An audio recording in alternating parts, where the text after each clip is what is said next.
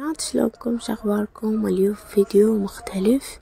اليوم فيديونا ثواب موسى الكاظم عليه السلام. مثل ما شفتوا المسواك هذا، طبعا بنات هذا نذر عمتي كل سنة وحبيت أشاركه وياكم. هسه راح ننتقل. عمتي دا تقطع بالدجاج، فحبيت أصوره لكم كل لقطة بلقطتها. هنا بنات بعد ما نظفت الدجاج وذبت رجلين الدجاج والحوصلات ونظفته، تقريبا خلصت نص الكمية وانا دا اصورها. وهسه راح ننتقل للطبخ والغسيل، فتابعوا الفيديو. يا بنات انا قلت لها سوي الدجاجة 4 قطع للتوزيع. طبعا هنا بعد ما خلصنا راح اروح اغسله، بس ما طلع بالفيديو، ما طلعته بالتصوير. هنا بنات قلت لكم بعد ما غسلته راح اطبخه وياكم، اشارككم الطبخ بنات.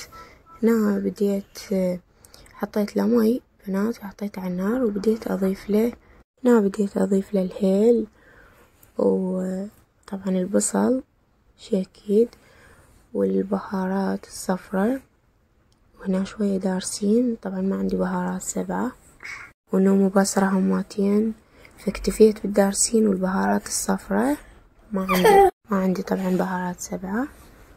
هنا بنات بعد ما تركناه على النار واستوى بنات، هاي نتيجته. وكملت هنا عندي التشريب، فراح ادوره بغير جدر لان احتاجيت الجدرية مالته اطبخ بيها التمن.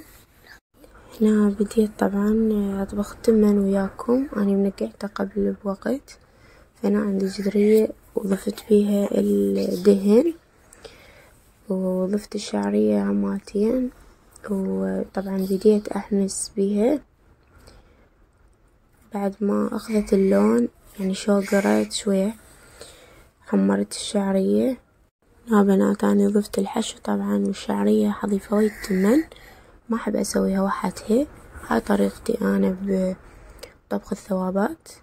هسه راح انزل التمن وراح اضيف فوقه الكشمش.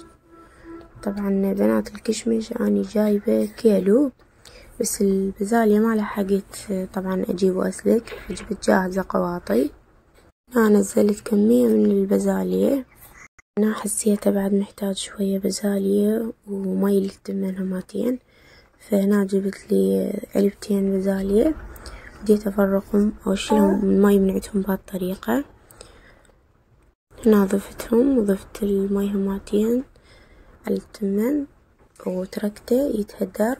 طبعا ذبيت له ملح هماتين، وشوفوا لي هنا النتيجة. طبعا بنات يعني شوفوا نتيجته، لا عجن التمن ولا اي شيء، بالعكس صار حلو كلش حلو.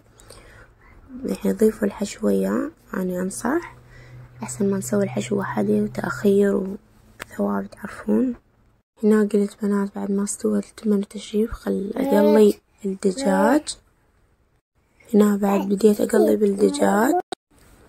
هنا قليت اول وجبة من الدجاج، وبعد ما استوت قليت الوجبة الثانية، وبديت اقلب هالطريقة بما انه كملت الدجاج.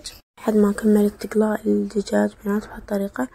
فهنا مرت حماي بدأت تصب التمن، واني يمها طبعا دا نحط الروبة والدجاج حتى نوزعه.